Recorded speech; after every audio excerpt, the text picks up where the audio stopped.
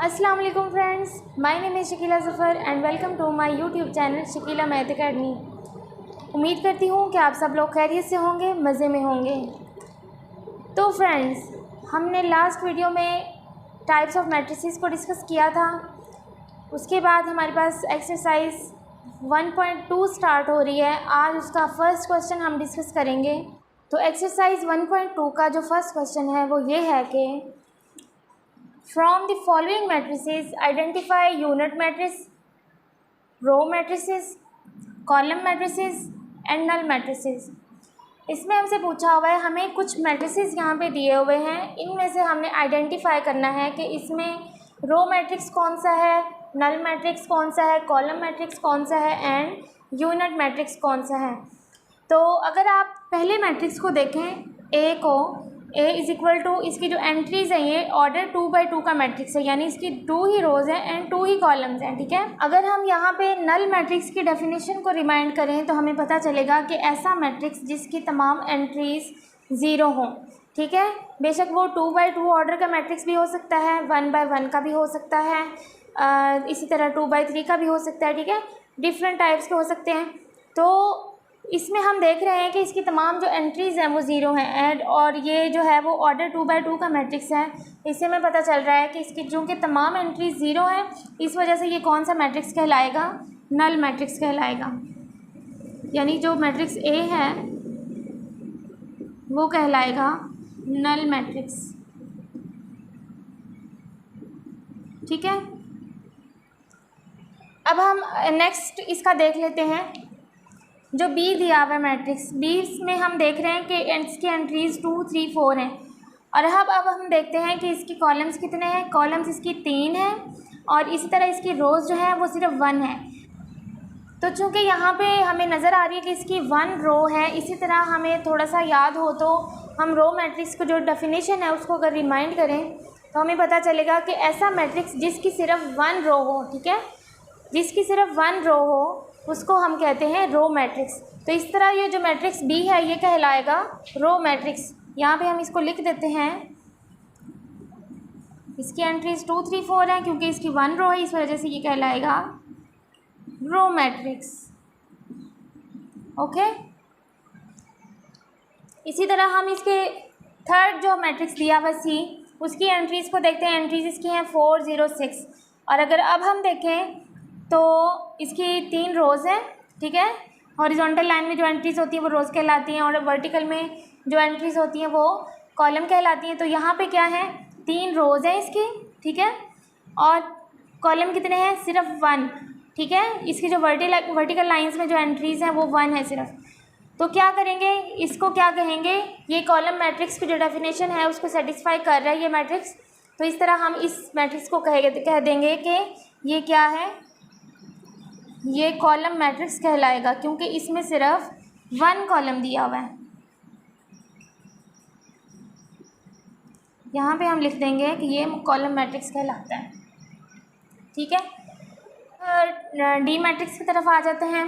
D matrix का जो matrix हमें दिया हुआ है इसकी एंट्रीज़ है 1, 0, 0, 1। ठीक है, तो अगर हम यहाँ पे यूनिट मैट्रिक्स की जो डेफिनेशन है वो अगर रिमाइंड करें तो हमें पता चलेगा कि ऐसा मैट्रिक्स जिसके सिर्फ डायगोनल एलिमेंट्स जो होते हैं वो सिर्फ 1 हो और जो बाकी तमाम जो नंबर्स हैं, जो तमाम एलिमेंट्स हैं वो इसके क्या हो, 0 हो।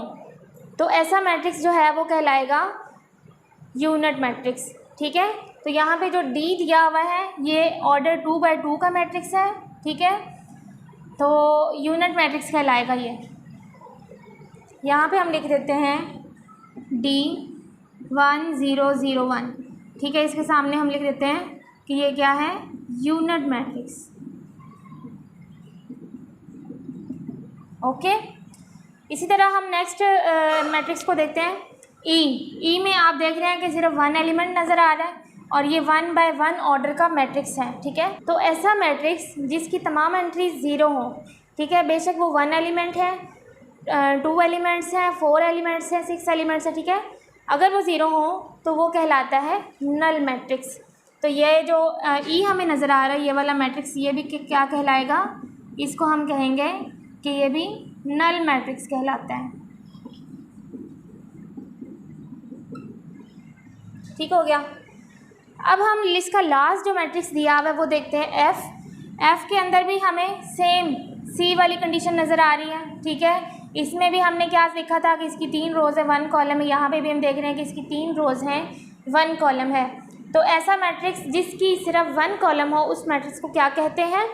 उस मैट्रिक्स को कहते हैं कॉलम मैट्रिक्स। ऐसा मैट्रिक्स जिसकी सिर्फ 1 रो हो वो कॉलम मैट्रिक्स कहलाता है।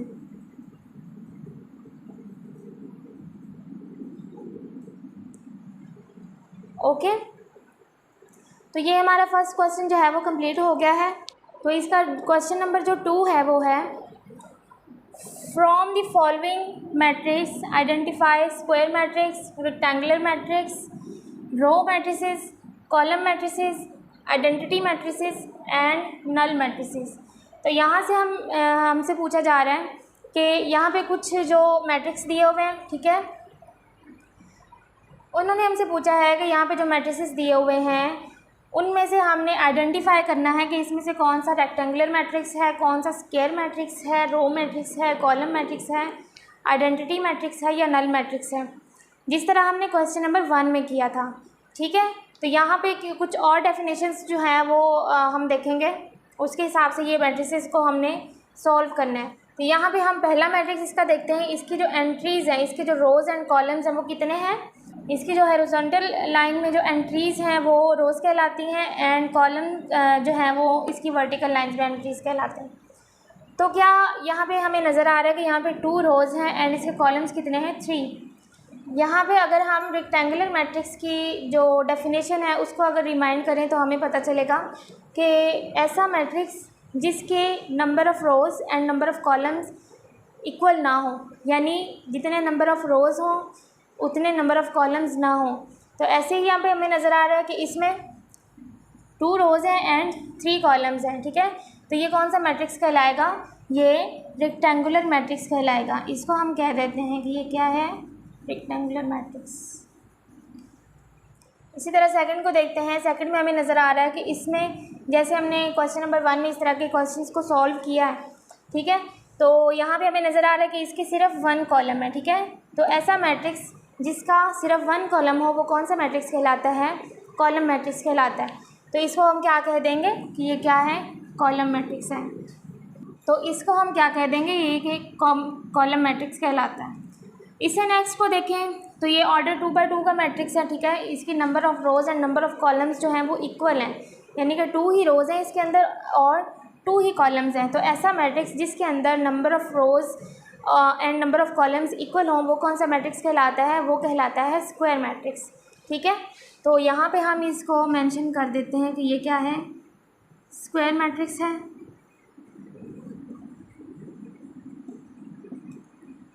नेक्स्ट को देखें तो इसी तरह हमने ना सबको मेंशन करते जाना है। अब हम नेक्स्ट को देखते हैं। नेक्स्ट इसी तरह का सेम क्वेश्चन हमने क्वेश्चन नंबर 1 के अंदर भी किया है, तो हमें पता चल गया होगा कि ये कौन सा मैट्रिक्स है।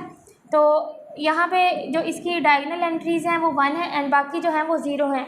तो ऐसा एलिमेंट्स जिसकी डायगोनल एंट्रीज़ 1 हो और बाकी जो हो वो 0 हो वो कौन सा मैट्रिक्स कहलाता है? वो कहलाता है यूनिट मैट्रिक्स। इसी तरह हमने बाकियों को भी मेंशन करते जाना है, इसको भी हम मेंशन कर देते हैं, ये यूनिट मैट्रिक्स कहलाता है।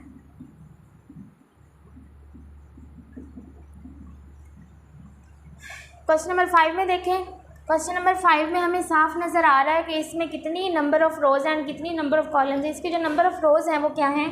नंबर ऑफ़ रोज़ यहाँ पे 3 हैं एंड नंबर ऑफ़ कॉलम्स यहाँ पे क्या है? 2 हैं। तो यहाँ से इस मैट्रिक्स की हमें साफ नज़र आ रहा है कि ये number of rows and number of columns जो हैं वो इक्वल नहीं है। तो जैसे हमने ये क्वेश्चन नंबर 1 के अंदर किया था, ये कौन सा मैट्रिक्स कहलाएगा? रेक्टेंगुलर मैट्रिक्स कहलाएगा, ठीक है, क्योंकि इसकी number of rows are not equal to number of columns. Next को देख लेते हैं। नेक्स्ट में हमें नज़र आ रहा है 3, 10 एंड 1, ठीक है। तो ये एक ही रो के अंदर लिखे हुए हैं।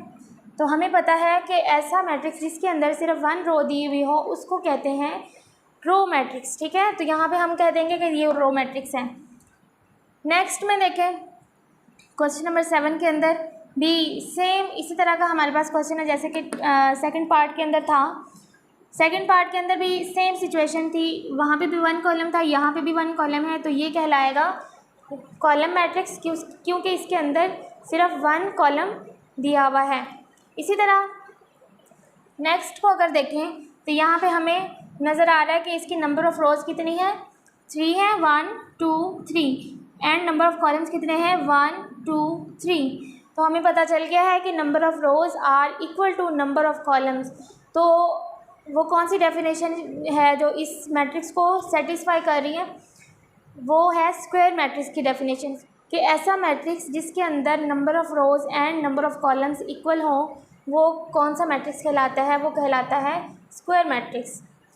तो हम लास्ट को अब देख लेते हैं। लास्ट में हमें नज़र आ रहा है कि ये है तो 3 रोज़ हैं इसकी एंड 2 कॉलम्स है, ठीक है तो रेक्टेंगुलर मैट्रिक्स, लेकिन हमें जो इसकी एंट्रीज़ नज़र आ रही हैं ये तमाम की तमाम क्या हैं, 0 हैं।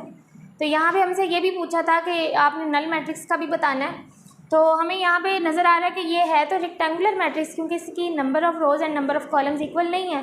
तो लेकिन यहाँ पे जो इसकी तमाम एंट्रीज़ हैं वो 0 हैं। इन 0 एंट्रीज़ होने की वजह से इसको रेक्टेंगुलर मैट्रिक्स भी कहा जा सकता है और दूसरे अल्फाज में इसको नल मैट्रिक्स भी कहा जा सकता है क्योंकि इसकी तमाम एंट्रीज़ 0 हैं, इसके तमाम एलिमेंट्स 0 हैं, ठीक है। तो ये हमारा क्वेश्चन नंबर 2 कंप्लीट हो गया है।